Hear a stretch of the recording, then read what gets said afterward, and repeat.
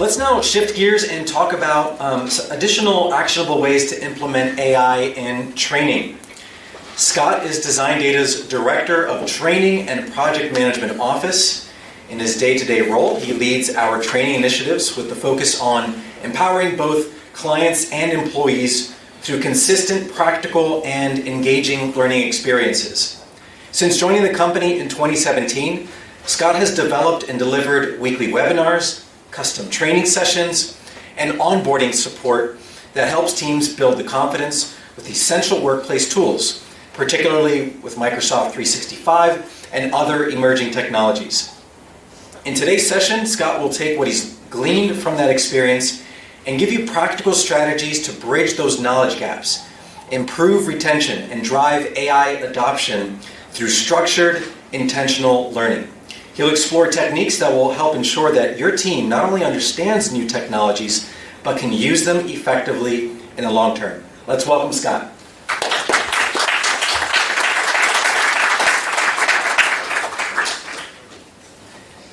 Thank you.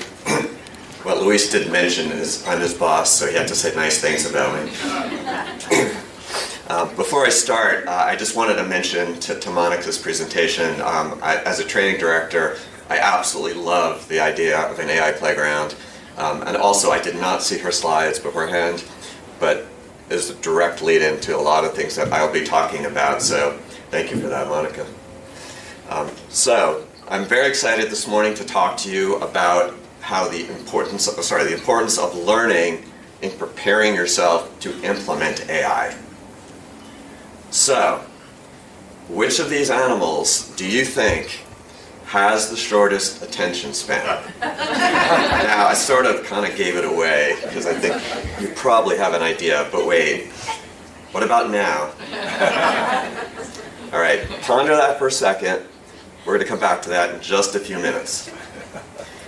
My goal for today is to share with you learning strategies that can drastically improve your staff's effectiveness with AI. We're going to start by talking about the importance of creating a learning culture in your organization. We'll then discuss the concept of spaced repetition and customized learning pathways. They're both critical for your staff's success in preparing for AI. And finally, we're going to wrap up by understanding your critical role as leaders in this process. And one thing I want to mention is that while we're focusing on AI today, all of the tips and techniques that I'm going to be covering are applicable to any learning concept, not just AI.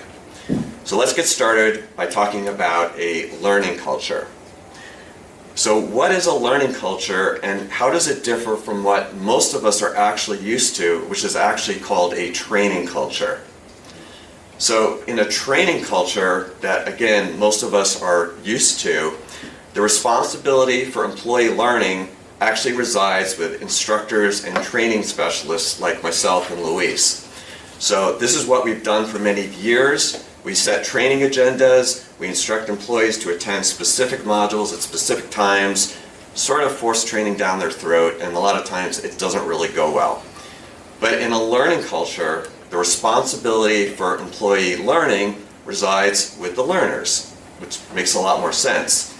It's a lot harder to do, but this is what we eventually want to get to. So what we do is we give employees access to the learning and we give them general guidelines, but they have the ultimate responsibility for their own learning. And while both methods are important, you're going to see that the training methodology and the learning methodology can come together in a very seamless way. Just one second, I need to adjust my slide here. Forgot to do this at the beginning. There we go. Okay, so if you are trying to create a learning culture, however, there is one big gotcha that you have to deal with, and that is this. Anyone familiar with the Ebbinghaus forgetting curve?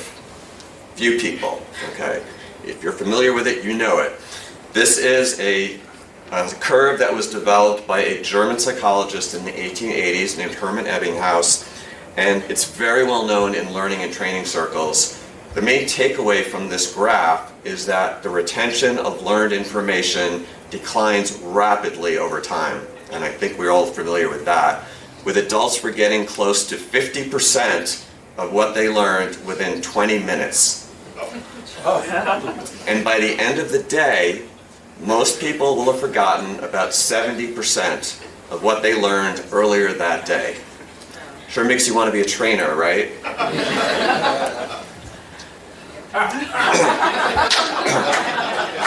This, by the way, this is what I look like when I've had too much coffee. I love it. On top of that, a case study by Microsoft shows that the average adult attention span is declining at an alarming rate, which brings us back to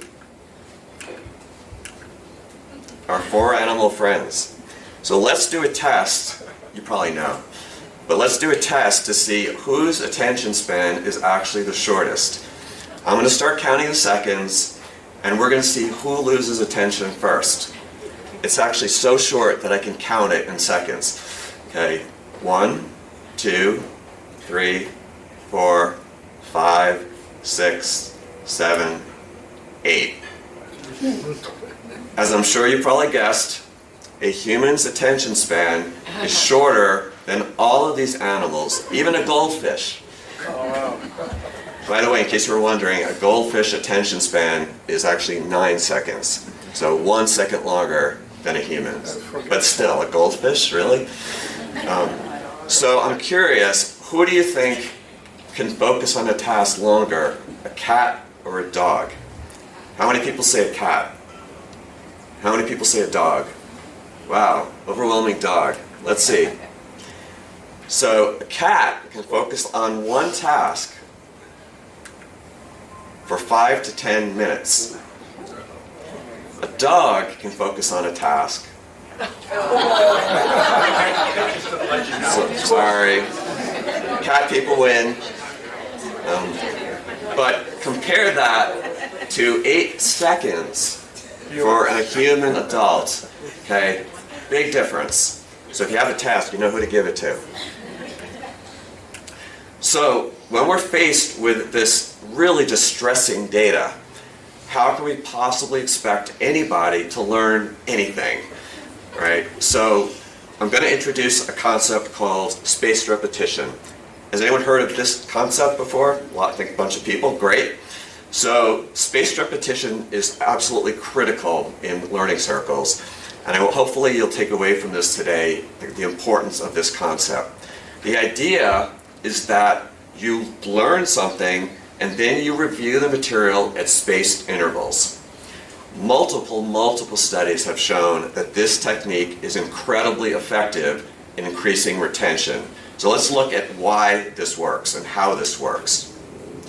As a reminder, the Ebbinghaus curve shows that without any repetition, we're going to forget about 80% of what we learned after 5 days, but the majority of that is going to happen on day 1, almost 70%. When you review a topic just once, your retention is going to first go back up to 100%, and then it will gradually decrease again, but this time it's only going to go down to 40% instead of 20%. So by just reviewing material one time, you're doubled your retention. If you review a second time, your retention will increase to about 60%, or about triple what it would normally. But the magic bullet seems to be 3 repetitions. After 3 reviews of material, your retention will jump to 90%. And also notice that the more you review, the slower you forget the information. So this curve is much more linear as opposed to the drastic slope of the initial curve. So this is very powerful. It's been proven over and over again. There have been a lot of studies done with college students about cramming for exams. This type of thing is where spaced repetition has been shown to have much more drastic impact on test results than just sitting down and cramming for an exam. But it's also been shown to work in adult populations as well. So this is great because now all we have to do is just repeat the material multiple times for staff, right? Well, sort of.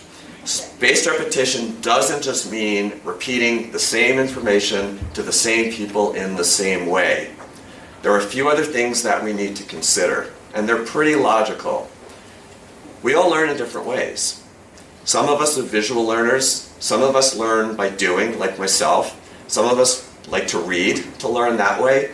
So the type of spaced repetition that you use has to match each individual's learning style. Kind of makes sense. And remember, we're trying to create a learning culture, so it's not about trainers just repeating information to the staff. You don't go to a session and then have it repeated back. Instead, you want the learners to find ways to review the material in a way that works for them. And it doesn't have to be 3-4 hours, it can be as short as 10 minutes. So we're not talking, hours and hours of this, we're just talking finding ways to help your learners review the material so it will stick better when they have to remember it.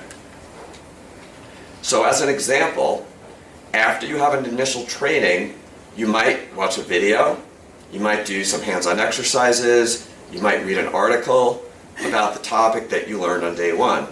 This is all variable. It depends on the learners, it depends on your organization, depends how much time you have, but there's a lot of options here. It's not a prescribed therapy where you have to do it the same way. So I'm sure a lot of you are probably saying, there's no way my employees have time for this. And there was actually a good discussion in Monica's session about when do you actually do this? And that was a great question, because this is the first thing that we all say is, my folks are working round the clock already, they just don't have the time to do this. And to Monica's point, this has to be done during the workday. This is not something you want them to do outside of work, because that is going to breed resentment, and people are not going to do it, except for those who are incredibly dedicated to want to learn on their own. But as a strategy to move forward, that is not going to work. So it does seem a little bit intimidating, but when you consider the cost of not doing it, making that time becomes incredibly important. And again, we're not talking 5 to 10 hours a week, although that would be ideal. We're talking even 1 hour a week can yield drastic results if it's done properly.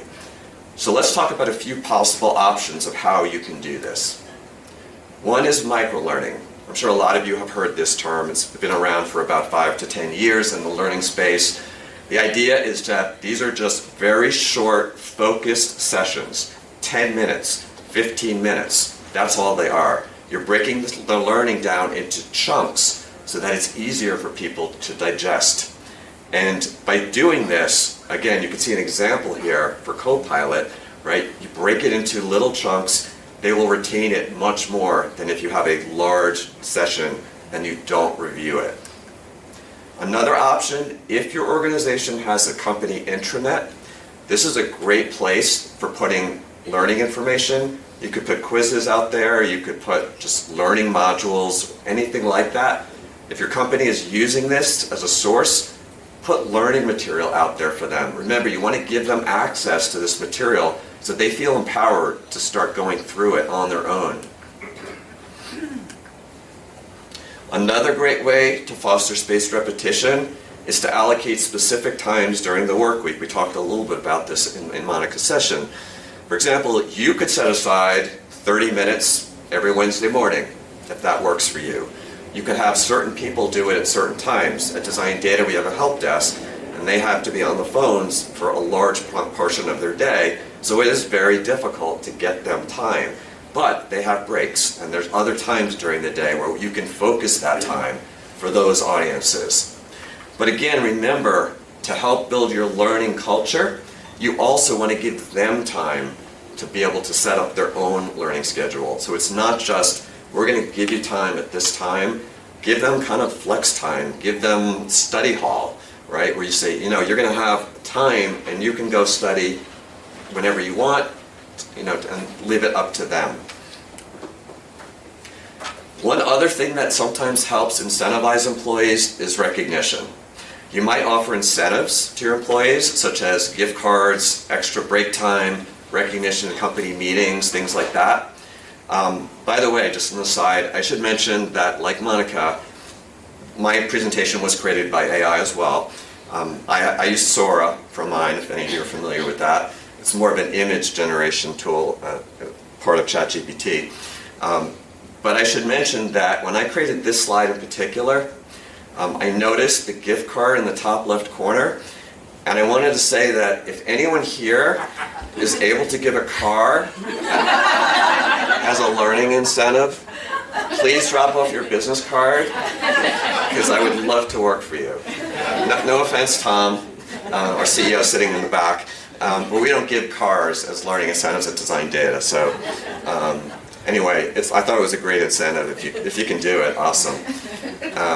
So great. So now we can create one spaced repetition program for staff, and they'll all become AI experts. Well, again, not exactly. We're getting closer. But there is another thing that we do have to consider. Just like everyone learns differently, it's very likely that not everyone needs to know the exact same topics. So this applies to AI or any other learning topic that we're covering as well. As an example, if you're starting an AI learning program, I would suggest that everyone should learn about Copilot. And maybe just high-level overview, what it does, how it works, very broad strokes. But does everyone in your organization really need to know about Copilot for Excel, for example? Or should that really be focused more to people who deal with spreadsheets on a regular basis, maybe accounting, finance, people like that?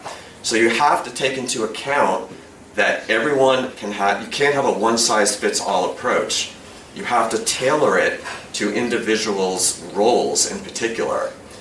And so what you want to do is create something called customized learning pathways. And the name is pretty much what it is. It's just an individualized learning roadmap for your staff. And this is going to help ensure that everybody is going down the right learning path for what it is that you want them to learn. So how do we go about building a customized learning pathway? Again, the equation is pretty straightforward. The first thing, and probably the most important piece, is you need to determine what skills you'd like each person in the organization to achieve. And again, that's often tied to their role in the organization. Now, when we're talking about AI in particular, you may not yet know which AI topics you want people to learn. For example, if you have someone in membership or someone in marketing, those may be different topics and you may not know. And that's where your IT partner really can help. If you have an MSP or an IT provider, you should definitely reach out to them and they should hopefully be able to help you with that. And of course, if you are a designDATA client, we can certainly help you with that as well. Once you know what skills that your learners need to achieve, obviously the next step is you need to understand what skills they've already achieved. And that will produce the learning gap that you need to address in this learning pathway. Again, another aside on this slide. I mentioned a few minutes ago that I used AI to generate these slides. One thing you'll learn if you haven't played a lot with AI image generation, and Monica referred to it earlier, I was actually laughing, is that it is an acquired taste and you have to play and play and play. I spent about 30 minutes trying to get this slide the way I wanted it, and no matter what I tried, I could not get it to have the men standing on top of the boxes. It insisted on putting them inside the box with their legs chopped off. I finally gave up, and this is what you have. So you have men staring at a gap with their feet hidden in a box.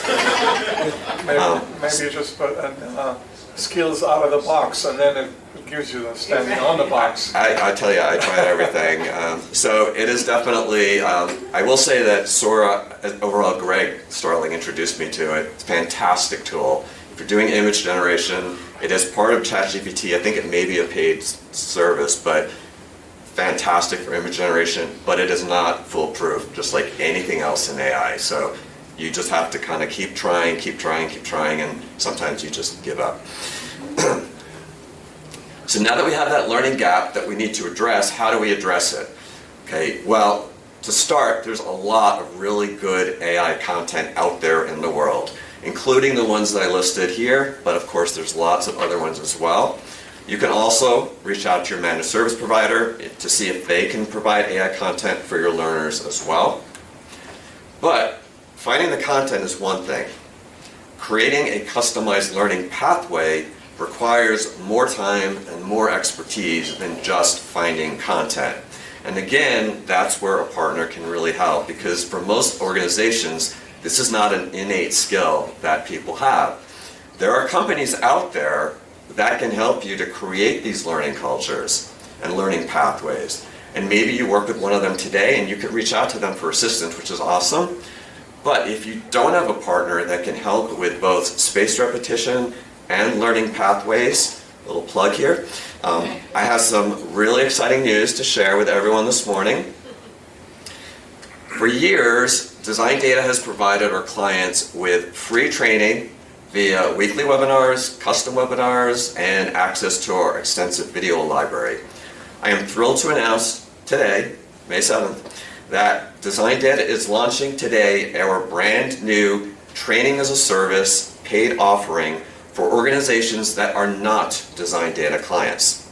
This is the first time in our 45-year history that we've opened up our learning resources to non-clients. This service will give you different learning options. Thank you. This service will give you different learning options to choose from. And our Director of Marketing, Rob Shelton. Rob, where are you? In the back? Rob's outside, but Rob will be in the back. I will be back there as well to answer any questions that you might have about this new service. Very excited about it. But I want to emphasize on this slide that this custom consulting piece is the one where we can help you to create those spaced repetitions and learning pathways into your environment. The second part of this announcement, yes, there's more, is that designDATA is also launching today a brand new learning management system with enhanced capabilities, including the ability to create customized learning pathways for both clients and non-clients alike. Again, please come talk to Rob, come talk to myself to learn more about this exciting offering. So I've talked a lot about, obviously, spaced repetition and customized learning pathways, and I thought it might be helpful for people to show you a real-life example of what a sample learning pathway with spaced repetition would actually look like. So I'm going to show you an example for Microsoft Copilot and what it might look like for one of your employees whose primary role is focused on nonprofit membership. And again, this is just one example of many, but you might start, say, with a 30-minute general overview of Copilot, followed by a Q&A session.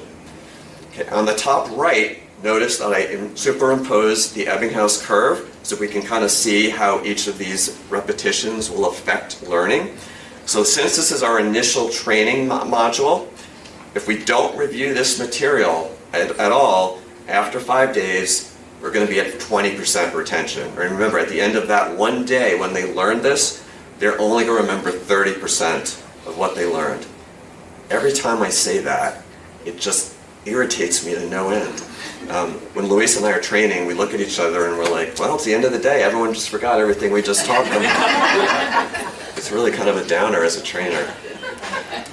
Okay, so say 2 days later, you could have your membership person review a short article on maybe Copilot's features and benefits that they learned on Monday. This one short 30-minute repetition would boost retention to 40% instead of 20%. And then on day 5, the employee could cement their learning by actually using Copilot through a series of practical hands-on exercises. So the employee has only spent about 90 minutes over the course of a week learning about Copilot. But notice that if we had just run a 90-minute session on day 1 with no repetition, their retention at the end of the week would be 20%. By spacing it out with a shorter initial training and 2 short repetitions, their retention is now triple at 60%. So the takeaway here is that you need to learn in smaller chunks with more repetition to get much better results. And then just to round this out, On day 2 of week 2, and again, these dates are totally random. I picked every 2 days, but it could be every 3 days, it could be once every 1 day, and then 4 days. It doesn't really matter. The employee could just review a case study of how a membership coordinator at a nonprofit has successfully used Copilot. And again, by just splitting 2 hours total over 7 days, the employee has boosted their retention from 20% to 90%. And that's what we're driving at. So at this point, there's probably lots and lots of other AI topics that we want them to learn, and it would work the exact same way, right? The technique is very similar for any topic you're going to teach them, and that's the beauty of this. But don't forget about the stuff they already learned, because even though their retention is at 90% now, and it will stay there for quite a while, it will eventually start to wane. So we don't want to completely neglect that. And one thing I should mention is that if these are tools that employees are actively using, then your spaced repetition is almost built into their daily learning. So you don't necessarily even have to do formal spaced repetition if, as part of their job, they're actually using the tool. But I have seen a lot of cases where people will learn something and then they put it on the shelf and then they don't come back to it for a few weeks or a few months. And then they're like, I have no clue. A great example of this is when you do new hire training. We have this problem at designDATA. You just fire hose the heck out of your new hires, right? It's like, here's 1,000 things you need to learn in your job in 3 days. And then by the time they get to some of them, it's like 3 months later, they're like, yeah, I think someone told me about that on day 2 of training, but I have no clue, right? That's a perfect example of maybe rethinking your new hire training to embed spaced repetition in there. Otherwise, don't even bother training people on stuff that they're not going to use, because they're just going to forget, right? So maybe like quarterly, do reviews for stuff that you've cemented so it just doesn't leave their heads. So the last piece of this has to do with all of you who are leaders in this room. And I'm going to show you some really in-depth metrics and statistics on your role and why it's so important to employee learning. So as you can see, this one, okay, if you want to have employees retain more, not just what we talked about, but organizations that have supportive leadership, 60% more information is retained. And we've seen this at designDATA. After lunch, you're going to be having a panel discussion with some of our top leaders, some of our client leaders. We tend to see a lot of their employees attending our learning sessions because they are so passionate about learning in their organizations. And if you think it's just about learning, organizations that invest in employee learning and development have a 24% higher profit margin than those who don't. So that obviously starts speaking more to your bottom line, as does this. 30% higher ROI. So it's not just learning. That learning and retention of learning translates into 25 to 30% higher profit margin and higher ROI for your organization. So this tends to be a big deal because a lot of times people will take learning and put it in a little box and say, oh yeah, well learning is kind of a nice to have. But what I want to try to get across is that it's not just a nice to have, it is a necessity that you get employees to remember and retain the information, especially with AI, because it drives retention and it drives ROI as well. And finally, companies with leaders who value training, the engagement can be up to 70% higher. So these are some pretty powerful metrics. If you're looking for a way to increase your ROI, your profit margin, your employee engagement, and more, become a learning advocate for your staff. I think all the speakers here today are kind of going to deliver the same message. Become a learning advocate for your staff to really drive these bottom lines. So, to recap what we covered and actions that you can actually start taking immediately. Number one, start thinking about how to incorporate spaced repetition into your employees' work. Of all the topics that I covered today, I personally feel that this is the most important one because it ties directly to scientific research and has been proven to have a dramatic effect on employee retention. And this will work with any learning topic. So if you're able to implement this in your organization, maybe you start with AI, but the process will work for anything that you're teaching your staff or that they're going to hopefully start learning on their own. Number two, remember that not every employee needs to learn the exact same topic in the exact same ways. So you have to take into account their roles, the way they learn, things like that, and have these customized pathways for them.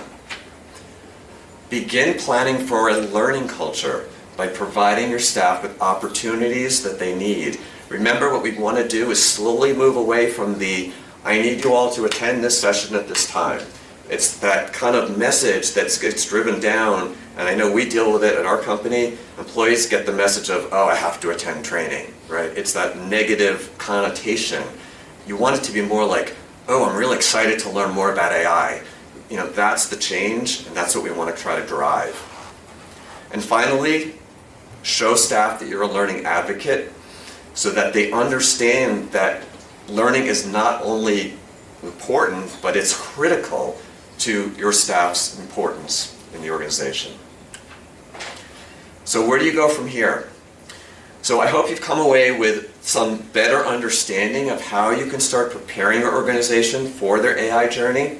I encourage you to reach out to your current IT vendor or stop by our training as a service booth in the back, talk to Rob, talk to myself, talk to Luis, talk to anyone from designDATA to learn more about this.